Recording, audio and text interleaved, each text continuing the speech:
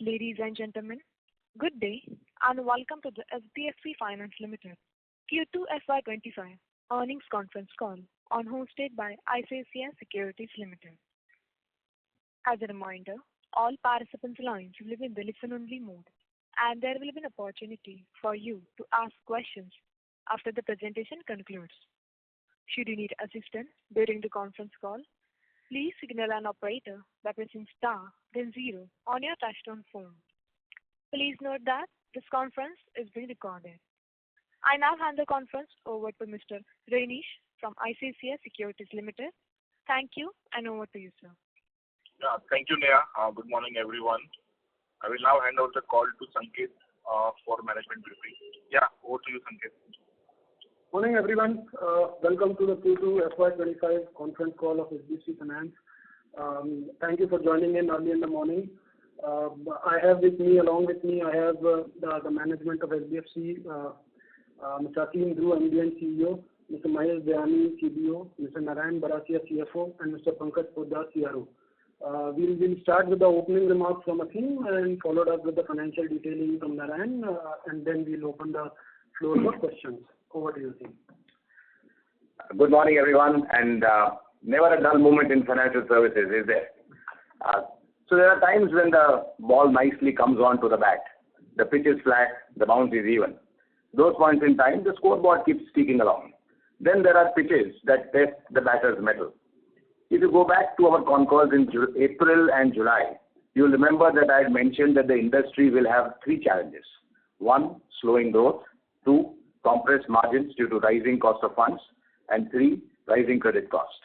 If you see the results that have come out so far, from cement to FMCG, paints to retail, consumption growth is slowing, and this is an outcome of 3 things. 1, a K-shaped post-pandemic recovery. 2, inflation taking a bite into consumer wallets. And 3, EMIs of loans biting even deeper into that wallet. It is the proverbial tide going out, showing us who was swimming with what trunks on. We just declared our second quarter FY25 results. Growth has been slightly above our guided range of 5 to 7%. Reduction of costs have been above the guided range of 50 basis points for the full year, and credit costs have been at the upper end of our guided range of 80 to 100 basis points. In these times of rising cost of funds, we have managed to increase our spreads by 14 basis points. Even as leverage increased, we have preserved our ROA at 4.56%, while increasing our ROE by 37 basis points. We've added 6 branches during the quarter. In a finance business, we aren't paid to manage growth. Anyone can do that. We are paid to manage the risks that come visiting in cycles. At this moment, there are 4 clear and present risks that the industry is battling with. 1, credit cycle is at our door, and managing this is going to be our challenge.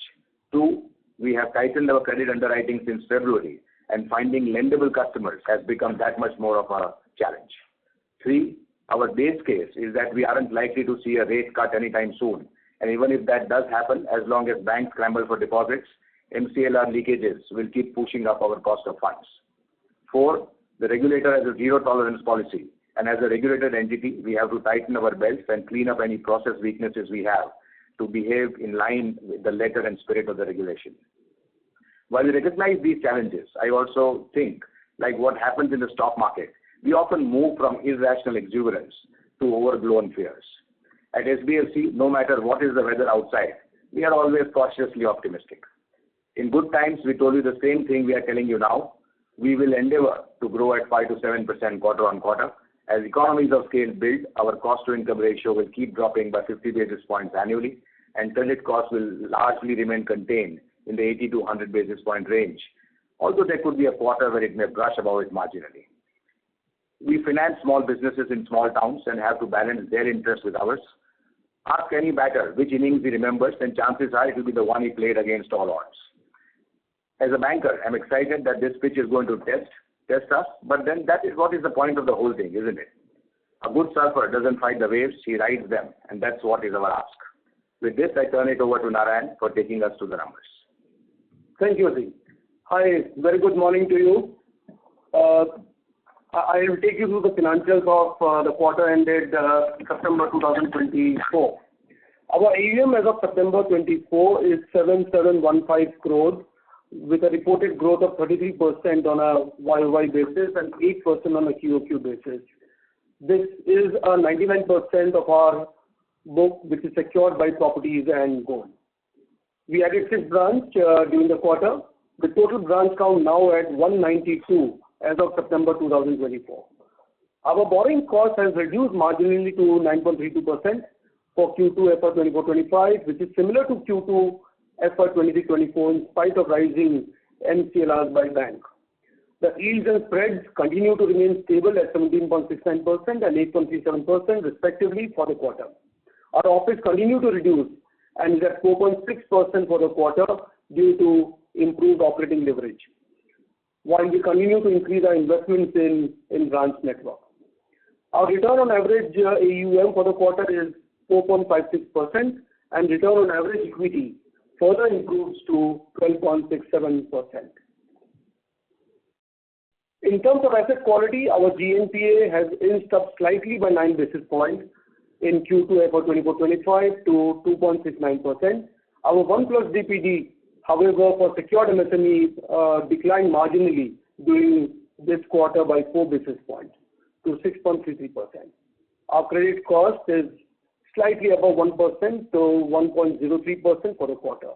We maintain a very healthy PCR of 40.17% as of September 2024. Our capital adequacy ratio is 38.6%.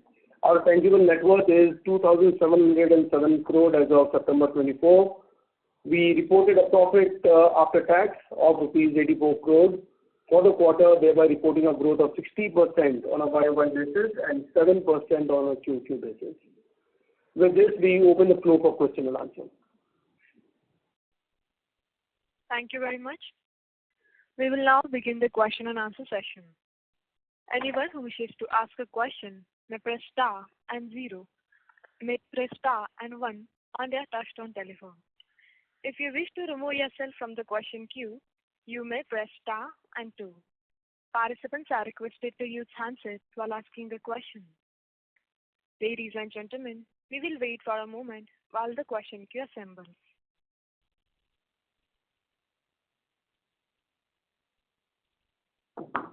The first question is from the line of Shubhranshu Mishra from Phillip Capital. Please go ahead. Hi. So 2 questions. The first one is, any signs of stress that we are seeing in unsecured business loans, especially in the ticket size of maybe 5 to 15 lakhs? If so, from what kind of industries? The second is, are we seeing customers coming and pledging their gold to fulfill their dues for unsecured loans they may have outstanding somewhere else? Thanks. Thanks. This is not applicable to us. We don't do unsecured lending. Right. The second one? No, I mean, since we don't do unsecured lending, your second question is that do people pledge gold to pay an unsecured loan? But since we don't do that, doesn't happen.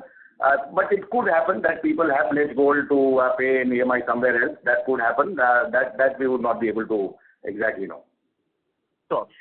Thanks. Thank you. Ladies and gentlemen, you may press star and 1 to ask a question. The next question is from the line of Anagar Rana from A91 Partners. Please go ahead. Hi. Thanks for the opportunity. I just wanted to understand the bounce rate for this quarter and just how have we seen that move over the last 2-3 quarters maybe? So in our segment, actually, we tracked 0+ 90% collection efficiency data, where the data of the same has been provided. In this segment, that is, according to us, that is the key for us to track, and we are watchful of the same in the current environment. But would you be able to maybe give some color on what the bounce rate has been like? So see, what has happened in this environment is that the bounce rate isn't going up. The bounce rate has been pretty steady, all through. In fact, in some cases, slight marginal decline. So the challenge isn't bounce rate going up, but the challenge, has been to once the customer slips, to bring the customer back has become that much extra difficult. So, the way we look at it is that the environment has become tighter. And now in the current market environment, as usually what happens is that when unsecured lenders tighten the belts, the secured lenders, do face some impact, which is naturally comes thereafter. So, what we are likely to see and what we have to watch for is that, the bounce rate may not change, but the difficulty to bring a customer back once slipped, once he goes to 60 DPD, then, he keeps being stable. But we find it difficult to bring him back to normalcy, which was a little easier earlier.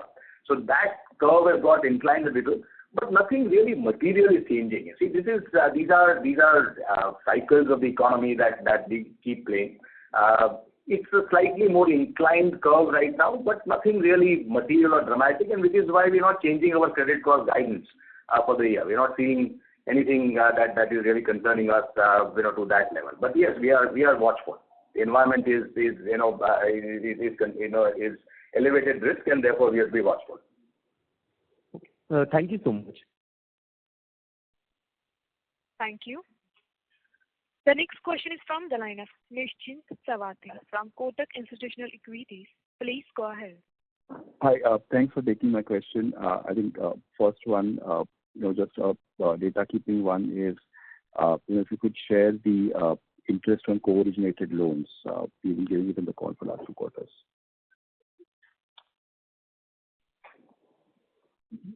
So we don't give out individual interest rate. So our strategy has been to maintain the co-origination book at 20% of our total book. That's what we do. And we generally have been doing co-origination with CLM1, which is very rare in the market. People have generally tended to use CLM2, which is assignment post disbursement.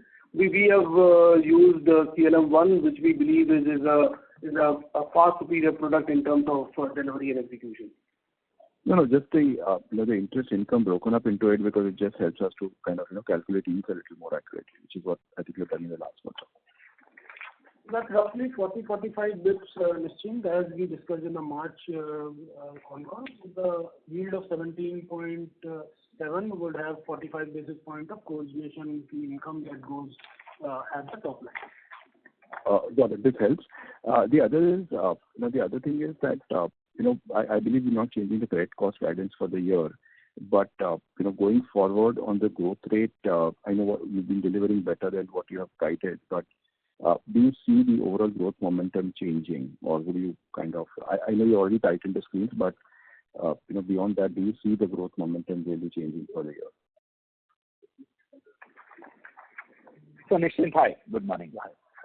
So overall, if you look at, our overall guidance, what we've been giving is close to around 5 to 7 odd %. And for a moment, even if we were to look at the lower end, which is close to between 5 to 6, and if we continue with the current momentum and it doesn't drop, we will be in the guided range at least through this particular financial year. So what we've been talking about, that despite probably tightening and the current disbursal momentum which is there, you would see us delivering on the same growth pattern that we've been guiding for. Sure. And you also mentioned about your cost of funding going up, which is fair, but incrementally, are we able to really pass it on to clients, because to customers? Because I think in the first phase of the rate hike, you're able to maintain your spreads very well. Do you see that incrementally, while the cost is going up, it's a challenge to pass it on? So what Nischint typically happens is that we have a category of customers which range anything between 5 to 30 odd lakhs, and towards the higher end of the ticket sizes, and for us higher end is 15 lakhs and above, we tend to co-originate those loans, which effectively means that only 20% of those loans are with us and 80% is with the co-originating partner. And then you have enough flexibility to move in the way that you would want your yields to, move. So if you look at even our current quarter, you would see our co-origination as a percentage is at 70-odd%, and the balance is on the SBFC book. So you would see a positive impact there. So it's just the way that we are now managing our spreads, are managing our yields, and as we've been maintaining, and most of our book, I guess largely the book is on a variable rate, so our ability to pass on is extremely high on the book. So, Nischint, one clarification, our cost of borrowing has been very steady. If you look at the cost of borrowing of Q2 last year and Q2 this year, is absolutely flat. So it has been at the same level. But I believe that as banks are raising their benchmarks or their MCLRs, you will obviously have. It is bound to feed into. The SBI has raised, for example, in the last 4 months, their MCLR 3 times. And this is but even during that quarter where all banks raised their MCLR, our spreads have gone up by 37 basis points. So that sort of answers the question that even when we have not technically done a rate increase, we have been able to maximize yields. So yes, I mean, is that a challenge going forward? Yes, and again going back to the 3 challenges that I have outlaid several times over the last 1 year. That maintaining margins is going to be a key challenge, and as bank NIMs come under pressure, NBFC NIMs will also come under pressure. Our ability to manage it, is what will get tested. No, the point is that if banks NIMs come under pressure and they pass on rate hikes to NBFCs or their MSME borrowers, then to that extent, you can also pass it on to your borrowers, right? I mean that's what I was telling you. Before that is of course an option available. We have a variable portfolio, but we also have to be cognizant of the fact that we deal with customers who are vulnerable to EMI increases. So we don't want to do it as much as possible. I mean, we will do it if we have to. But as much as possible, we would rather find innovative ways to reduce our cost of funds. So, I mean, we have diversified our holding away from banks. So we have been continuously dropping our percentage borrowing from banks. And we have gone to the NCD market, which is giving us a better yield. We are now going to raise it from multilateral financial institutions shortly. So we have to find ways to battle it. But yes, the pressure on cost of funds will come. 2 ways to do it. One is to just take it and pass it on. But that's lazy banking. I would rather that we work harder to reduce or keep our cost of funds flat, even in an inclining environment. But if we cannot keep it flat, then we have no choice but to pass it on. Got it. And just one last thing is, the regulator has been talking about end-use monitoring on, especially, asset classes like LAP. Are you able to do that, or are there any changes being made to be able to do that? So yes, this is a requirement that we have to be in compliance with. We have devised ways in which we will be achieving the same. So again, as I said in my call earlier, that our regulatory asks have gone up, and we have to be in compliance with both the letter and spirit. We have devised a plan now to actually fall in line and ensure that we have end-use monitoring. Though for an NBFC it's a lot more challenging because we don't have view on the customer's bank transactions unlike a bank. But we will have to be in compliance, and we have devised a method by which we will fall in line with what is the ask. Got it. Any other kind of points made by the regulator? I mean, not necessarily for you, but for the industry, which probably we need to work on. No, so see, the ask is very clear. That one is that customer fair practice code is prime on the agenda. That all lenders will have to ensure that whatever practices you are following, from lending to interest rate to collection, etc., have to be fair. And the disclosure to the customer has to be transparent. And there cannot be no hidden charges inside whatever you are charging. So one is customer fair practice code. The second is in that a lot of things that changed of last in terms of how at what point of time your interest gets booked. etc., that you only book interest once you have given the money out to the customer and not when you sanction the loan. One is customer fair practice code. The second is the governance and compliance is within the organization, ensuring that your liquidity management is correct, your high quality cash requirement is appropriate, ensuring that you are following all the processes that have been laid out for lenders to follow. And and third is how you are managing your risk, because the regulator also has been guiding that growth has to be in line with all the risk governance and operating practices at the NBFC or the bank, and we have to ensure that our risk management frameworks are in line with with the growth that we are seeking, and that we are not growing at the cost of everything else. Ultimately, what they are driving is prudent, practices, and we have to be compliant of what is the ask. Got it. This was very helpful. Thank you very much, and all the best, and wish you all a very happy Diwali. Thank you, Rashid. Thank you.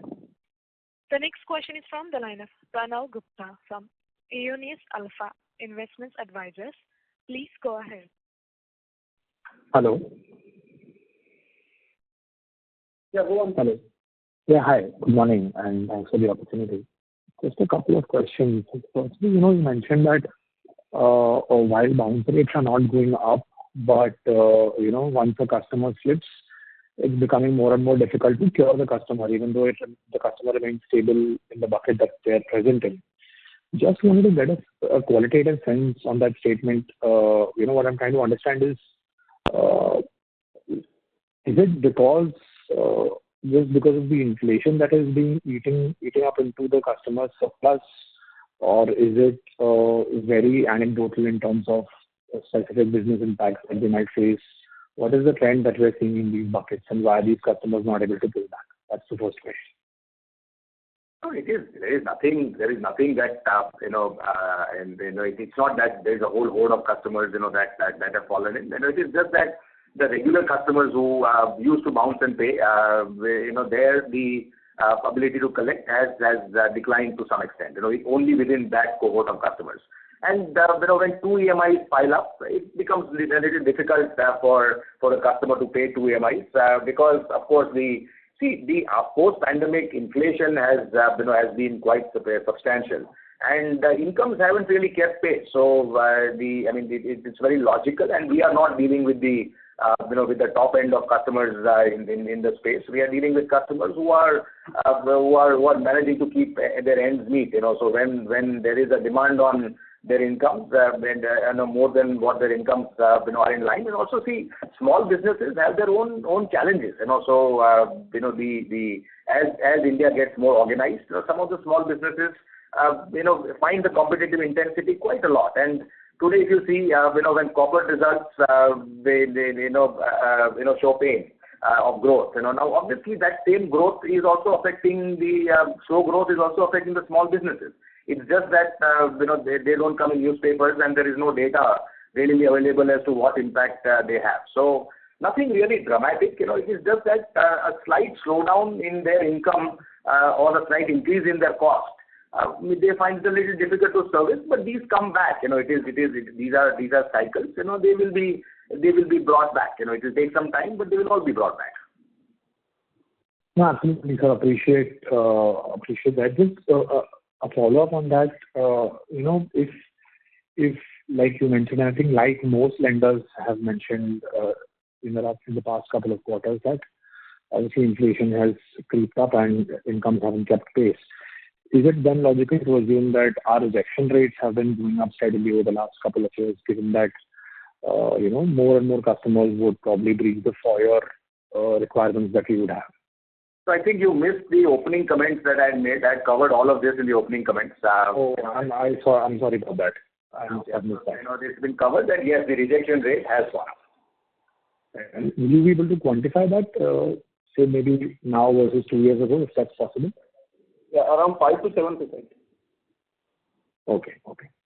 So just one last question. You mentioned again in the opening remarks that as you know, the AUM scales up, logically we will see operating efficiencies kick in, and we will see the cost to average assets come off. Do you have any number in mind where you believe the risk can settle in the long term? So, 3, 4, 5 years down the line, you mentioned 50 basis points is what we can see in terms of benefit every year. But where do we settle eventually, given that our business model is going to remain a high touch, feet on street different business model? So where do we see this settling in the longer term? In the long run, everybody is dead. So, I think nobody can play the full 18-hour golf course at the same time. You play it all at a time. At this moment, we are confident that we can keep reducing this cost by 50 basis points.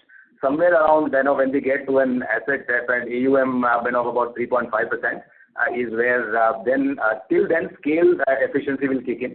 After that, we will have to get operating efficiencies to come in. So scale will give us that advantage to get to those numbers. At the moment, we are operating at a 40% cost to income ratio. We would like to see it get to the 30s. After that, we would like to see it get to the 20s. But that plan we don't have right now. But that's our job. We'll work towards making that happen. Sure, sir. Thank you so much. Thank you. The next question is from the line of Divyansh Gupta from Leighton Advisors. Please go ahead. Hi, sir. A couple of data point questions. So what would be a write-off during this quarter? And if you can split it between, let's say, gold and MSME? So, write-off. Yeah, write-off. So we have not done any write-off in this quarter. Got it. And the stage 3 AUM, if you can break it between MSME and gold.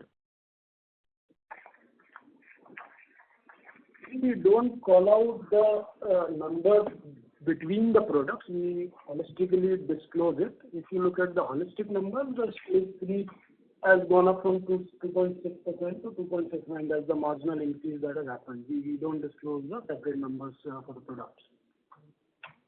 Got it.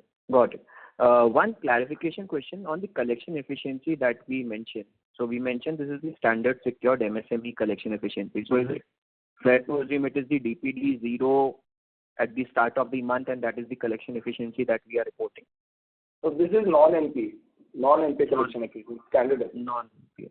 And what would be our overall collection efficiency? So that is largely stable and range bound. So we are not seeing any further deterioration there. We don't look at the collection efficiencies of NP assets. There you actually go and look at the absolute recoveries. The collection efficiency is more on the denominator effect of 0 bucket, and then obviously 1 and 2 from 0 to 89 is what we look at. And there it's been stable around 97 to 98% across quarters. NPAs, we generally look at the absolute recoveries that we do and the gross flows against that has happened. Got it. And just one last question. So if I look at our borrowings to our AUM ratio, right? So that has largely remained similar in the range of 65, and actually it has been coming down. So 65, 66, 67, 65.7. Given that we are under leveraged, my assumption or expectation would have been that all of the growth in AUM should have been funded through debt, and therefore this number should have been going up. But the number is actually flattish or going down. So are we seeing any challenges in raising liability?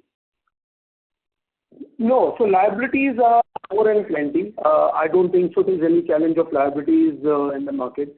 Also, if you see, while the MCLRs are going up and the cost of borrowing in the markets are going up, but we have been able to maintain our cost of borrowing. So that also, in a way, says that since we have enough liquidity, our ability to negotiate and bargain a good price is there. So I think there's no problem from a liquidity point of view. For your other question as to on terms of leverage, you are absolutely right. As we go along, the entire growth is going to be funded through debt till the time we achieve respectable leverage. The reason you are seeing sometime on a quarter-to-quarter basis is there is a profit which also kicks in, which adds to the net worth of the company. And that's the reason the leverage sometimes may look optically similar. But all the growth is getting funded through. Honestly, we are sitting on a lot more cash than we need to, just to ensure that we have a good night's sleep. So we are sitting on excess liquidity. So that also is a factor. Understood. And just one last question. Given that RBI has declined our housing loan application or HFC application, so is there a next step that we are thinking of doing secured housing in the NBFC or anything else? No, at the moment, no such plans. If we had got the housing finance license, we would have. Within this, there are several disadvantages. So to compete with the housing finance companies would be tough without having access to NHB finance, without having access to SBFC, without having access to the risk weights that they have. So there is a regulatory arbitrage, that is there, and we had sought the license. However, the regulator has taken a view that they do not want to approve any regulated entity under a regulated entity. So that's the principal call they have taken. So it's nothing to do with SBFC. It is the policy level decision that has been taken. And to that extent, that's a business that at the moment we won't be addressing. Got it. Understood. Thank you and all the best. Okay. Thank you.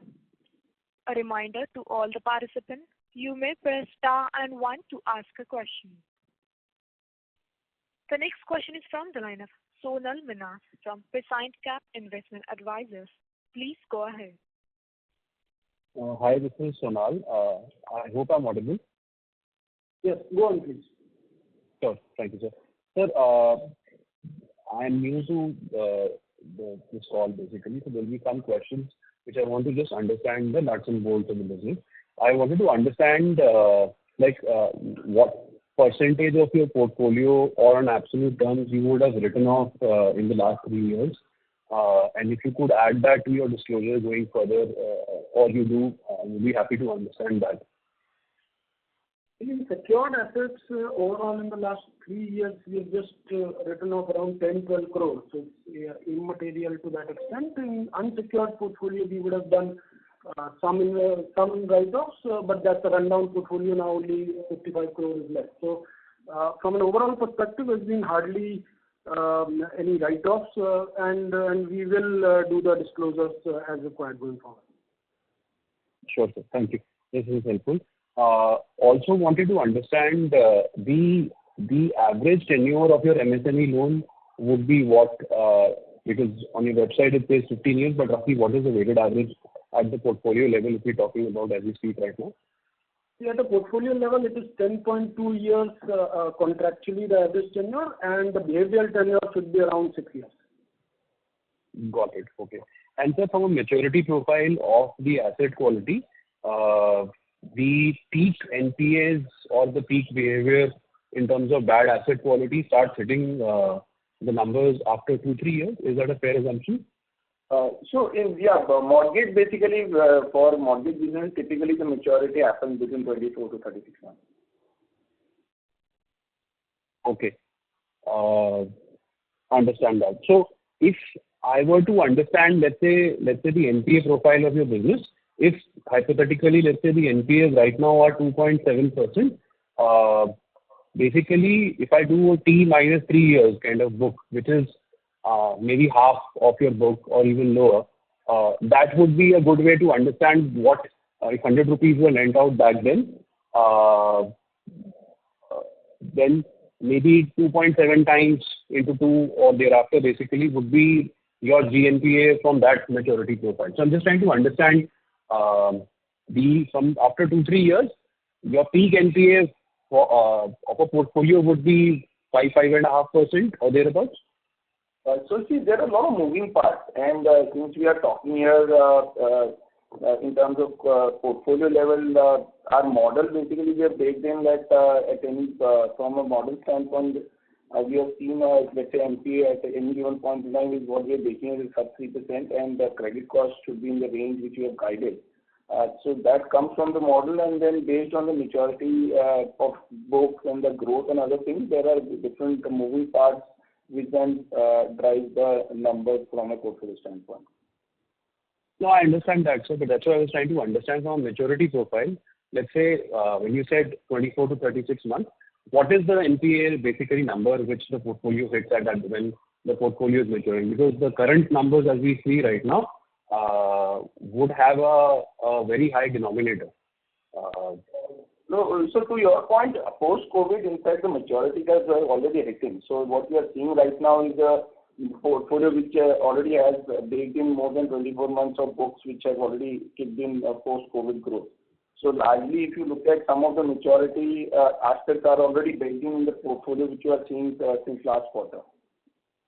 So that's the reason your one of the factors which you are seeing across portfolio is the maturity curve hitting in the portfolios from growth standpoint. I mean, logically, when if you technically stop disbursing, roughly it would be double of what you are right now. That would be a lifetime kind of a number. Yeah, that's what I was just trying to, I think, not picking the number, but just want to understand that, and that's why I was just coming to that. This is helpful. The second question also is just to understand that what percentage of your MSME loans, so how many, if you have, let's say, 100 clients, how many of them would you given, let's say, more than one loan? So we look at portfolio in a manner that 85% of the customers typically, we would say, have not taken any commercial loans or mortgage loans in our business and in our customer segment, because they would not have more than a single property and all. Only 15 to 20% typically would have mortgage or some decent commercial loans outside of us. One of the challenges of our segment is that we don't cross-sell to these customers, because when you cross-sell, you actually give more loans out, and that's not something that is recommended for our segment. So generally we don't do more than one loan, and even while taking the customer in, if he already has loans taken from others, the income simply won't qualify for a loan from us. So what we are watchful of, and which is why our portfolio is on civil watch, is any customer trying to take a loan after we have given a loan. So that's something that we proactively watch for and try and act before it hits. Understand that, sir. And sir, just from a strategic perspective, there are some other MSME listed banks, small scale banks, and other companies as well. MSME has come out of a period of stagnation where the asset quality was not something which encouraged bankers to actually lend aggressively or grow aggressively. And I think the situation has improved over the last 8-9 months. Since this is my first call with you, I think just wanted to understand that between growth and asset quality, as you said, going forward, you will be more cautious. If there is a position where you see the quality of customers or the asset quality in the market basically deteriorating, would you be okay to just basically on an outside case say, I won't grow the business for 1 year and this is what is my business call? Just trying to understand your team, the way you think, the way you behave as a team to know you more. Okay, we had covered this earlier that since February we have tightened our credit standards, which basically has led to a 5 to 7% reduction in approval rates.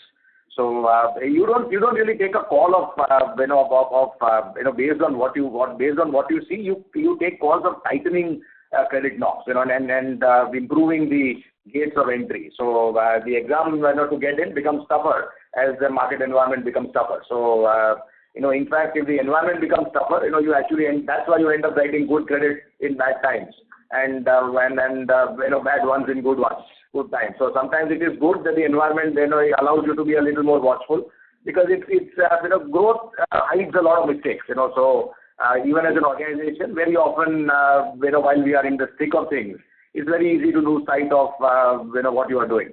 So it's good that in between some hiccups come, which help us ensure that we tighten any processes that we have left loose. Understand. And so your origination and collection team is the same? Just trying to understand that from an operations perspective. So we have a separate dedicated collection team. Okay, got it.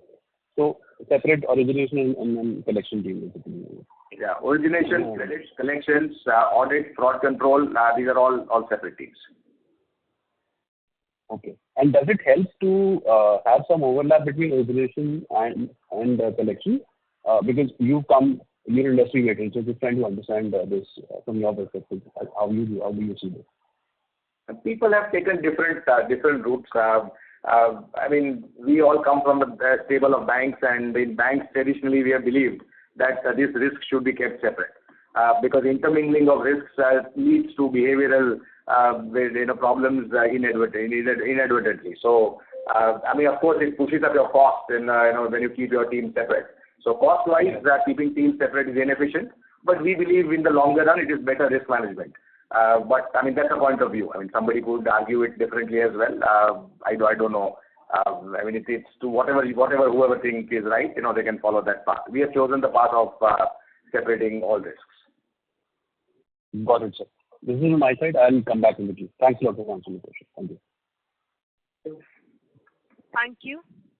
The next question is from the line of Lakshmi Narayanan from Tanga Investments. Please go ahead. Yeah, thank you. I think at the start of the call, you made an interesting statement saying that you are paid for risk management and less of growth. Very apt and nice to hear that. A few questions. First is that you talked about you not giving loans to people who already have loans.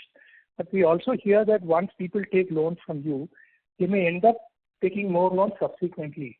Do you have a mechanism where it actually raises some flags at your end? If so, how have you changed it? Do you see this? Because this is what we hear, that there is excess loan is being taken subsequently after a loan is given. I just want to understand what is your tracking mechanism there. Yeah, hi. So what most of our customers, almost 85% of our customers are actually borrowing against the property for the first time, although they may have small loans, but the serious loan is something that they do with us for the first time.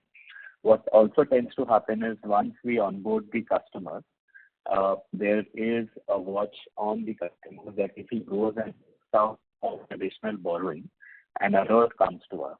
So we look at what is the intensity of the borrowing, whether it's a small and marginal borrowing or a wheel borrowing, or something more than what he is. We try to go ahead and address it. If we can't address it, then we find ways to move out, considering that the leverage is beyond our thresholds that we set out for. Correct. Is this incidence increasing in the last couple of months? Yeah. So if you look at the opening remark that Aseem mentioned, that one of the key reasons for the rejections to inch up has largely also been on account of the leverage moving up. So we see that trend emerging. And if you would have looked at the bureau scores or the bureau table which was published in March and in April, it also recommended the same, that a lot of these CIBIL scores were deteriorating on account of higher loans and leverage. Mm-hmm, mm-hmm, mm-hmm. And second question is that one of the USPs of some of the NBFCs, especially in your segment, is the faster turnaround rate. That within 24 hours or within 36 hours or 48 hours, you need to give a yes or no. Now, has that cycle time increased now or how is it? Or do you still keep those tags the same?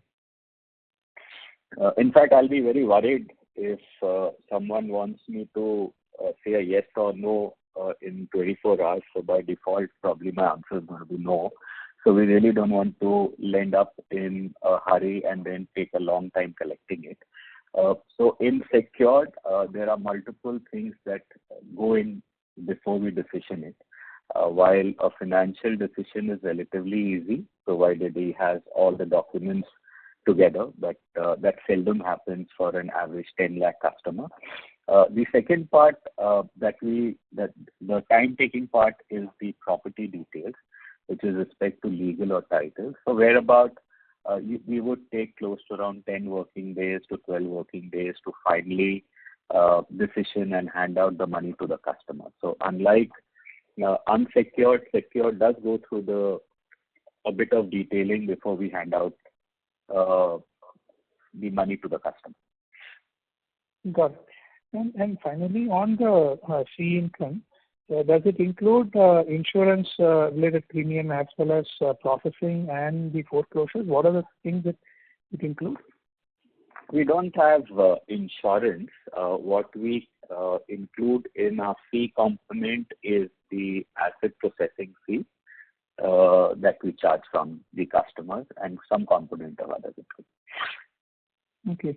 But I was told that in several cases there is NBFCs do insist on buying insurance just to ensure that there is a safety net if something happens to the borrower.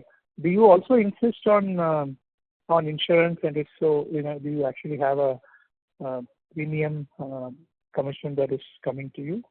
That's independent to the customer's choice, although we would prefer that the customers actually take insurance, and it's obviously beneficial for them. But it's completely dependent upon the customer. So if there are customers who already have an health insurance or a life cover, that's good enough for us. Then obviously we really don't insist on anyone, undertaking that. But really to push it through, the answer would be no. So it's an independent call that the customers would have to take. Got it. Thank you so much. I'll get back with you. Thank you. The next question is from the line of Nidesh Jain from Investec Capital Services. Please go ahead. Thanks for the opportunity, sir.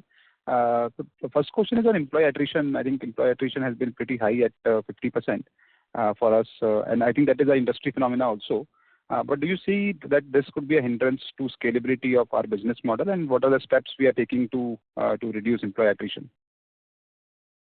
See, when you have a direct sales model, this unfortunately is a bugbear that you have to bear. Does it hurt? Yes, it hurts. What can we do about it? A lot, and a lot of measures are underway. Hopefully, we will see results. And ultimately, it's about hiring, better, engaging people better. But it's hard work. You are going door to door to really seek business, and at the front end, this is a little par for the course to some extent. But is there a scope of improvement? Yes. Are we working towards making this happen? Yes. We will have to wait for a couple of quarters to see how successful we are. But yes, it's a combination of what is the reality of business. If you are doing it through DSAs, your employee attrition goes down, because then the attrition goes on to the DSA's books. If you are doing direct origination, then to some extent, this is a cross we have to bear. But yes, we are seeing how we can improve that. Yeah, sure. So secondly, on the BT out rate, how are the trends there, and what is the BT out rate for, let's say, first half for us? The overall rundown is around 14%. 6% of this would be the EMI rundown, and 6 to 8% would be the BT out rate. On an annualized basis? On an annualized basis, yes. Sure. And the third, what is the share of gold loans in our overall AUM? So it should be 16%. So 84% is MSME, 16% is gold loan. And the last question is on any other products that you see that you plan to add over next, let's say, 3 to 5 years. Any other lending products that you plan to add over next 3 to 5 years? Yeah, at the moment we'll stay focused with the two products that we are doing. We still have a lot of room of improvement of doing these two well. Once we get these two on the right track, where we want to see that, then ultimately the ambition is to reach out to the customer segment that we have chosen and offer more products to the customer. But until we have a right to win a customer segment, we don't wish to enter. So we will take it slowly. At this stage, we will stay focused on the two products that we are doing. Okay, sir. That's it from my side. Thank you. Thank you. Thank you. The next question is from the line of Chinmay from Pasant Capital. Please go ahead. Good morning, sir. Hope I'm audible. Yeah, go on, please. Yeah. So a couple of questions from my side. Firstly, on the collateral, so could you give some color on just trying to understand some specifics here. So, what kind of land ownership records do you look at? How much do you go back into the history of the ownership, and in terms of valuation, do you look at the government rate in the area, or what is your valuation process? Just trying to understand the nuts and bolts of underwriting in that aspect. Yeah, so we get into the explanation, we can take whole day, because the collateral subject, if you look at in our country, it's very vast, and while things are changing, but this is right now a state level subject. So what we have done as a process is we have state level policy processes which we have devised in detail. Largely we look at 13-year chain documents as a process, and it is standard industry practice. And we have our internal lawyers at state and location level who helps us in ensuring that our collateral processes and the documentations are checked as part of the underwriting process. In terms of valuation, we have approved guidelines under which we operate. That in fact takes into account one regulatory and guideline rates, and also the operating rates which are prevalent in each micro market. For which we have expertise, specialized vendors and partners whom we have implemented. And based on the processes and guidelines, they provide us the valuation, which also then later on is reviewed and verified at our underwriting level by credit managers. We also visit collateral as part of the process. So we have detailed collateral assessment process, basis which also takes into account other factors in terms of verification, verifying other details as a process for us to onboard. And that's the reason Mahesh was saying that it takes time for us to ensure that the collateral process is there before we go ahead and take a transaction. And do you also require additional guarantors? So what we do as a process, we take at least one family member as co-applicant, and largely if you look at one of the female members in the family also comes as in the loan structure, and 100% of the transaction we will have one additional co-applicant as a process. All the property owners we do take as part of loan structure. Got it, sir. Got it. And secondly, on the post-disbursal mechanisms, I know you said that this is typically the first property-backed loan one of your typical customers of yours would be taking. Just still to understand on the process side, do you do regular bureau scrubs, or is there a mechanism in place to check for over-leveraging? Yeah, so we do regular bureau scrub, and since we are in retail business, once you do scrub based on our analysis, if we find that we classify customers into various types of future risk, and based on that we drive our cross-sell and correction strategy.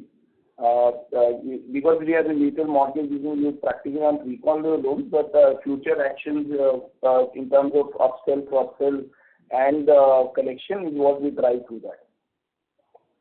Got it.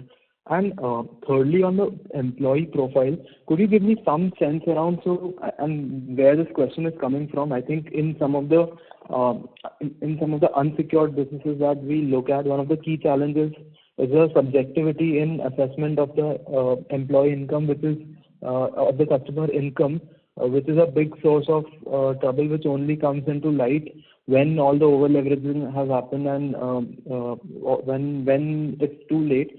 Just trying to understand that when you look the customers that you lend to, what degree of subjectivity is involved in their income assessment? If you could give some sense around what's the typical turnover of a customer, what percentage of your customers file ITR or have GST certificates, just trying to understand your conservativeness in that aspect.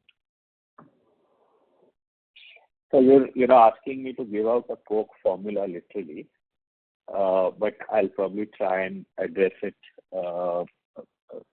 So one of the key things what we do is that there is no subjectivity of the credit officers on the ground to assess, because then you will obviously not have a homogeneous form of underwriting. So that's something that we avoid. We'd like to see something what is cited in terms of the income coming through. And currently in the form of UPI, I guess you can cite every little transaction that the entrepreneur is making. So from a subjectivity, there's very little room for subjectivity. What we see, what we cite is what we assess.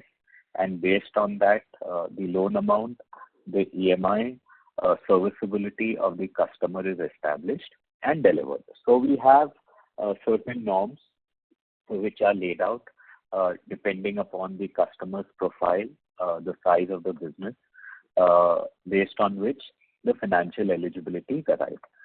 Just to also calm your nerves with respect to the collaterals and the kind of collaterals that we take, which I think was a part of your earlier question, all our associate partners, which are largely the legal and the valuation, is the same set of vendors that ICICI uses, who is our co-originating partner. And obviously, once they pass all the collaterals and it passes their muster. So just to give you a sense of comfort that the collaterals that pass through are something which is also acceptable at bank level and bank standards, and which are among the top 4 banks in the country. Got it. And my last question is on the co-origination piece. So, could you give some sense around, does the asset quality differ on your co-origination book versus the book which is sourced in-house? And in extension to that, what is so your co-origination partners, just trying to understand what is their incentive to partner with you? I mean, is it primarily driven by business growth, or is it driven that they are looking for their exposure to priority sector lending? Just trying to understand what's the basis for this partnership. Yeah, so I think post-COVID, there's been a structural shift.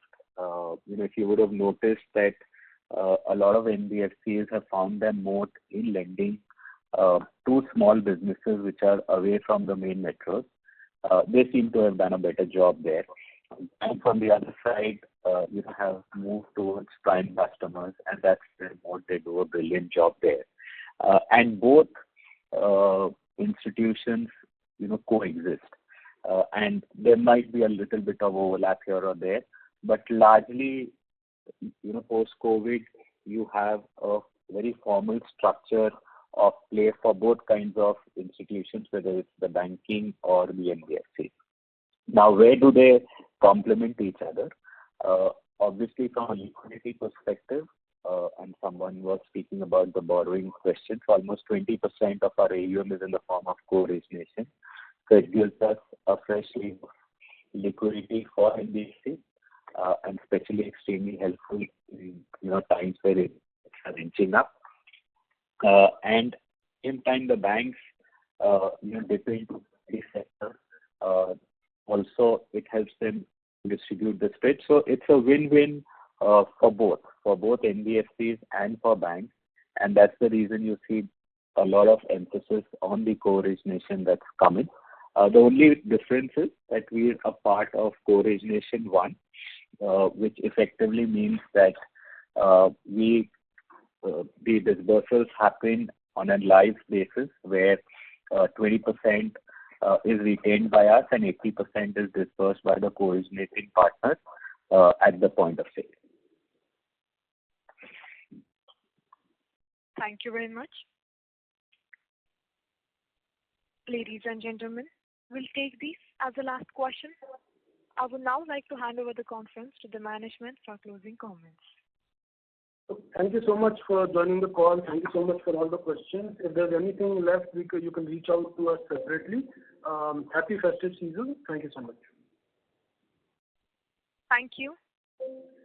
On behalf of ICICI Securities Limited, that concludes this conference.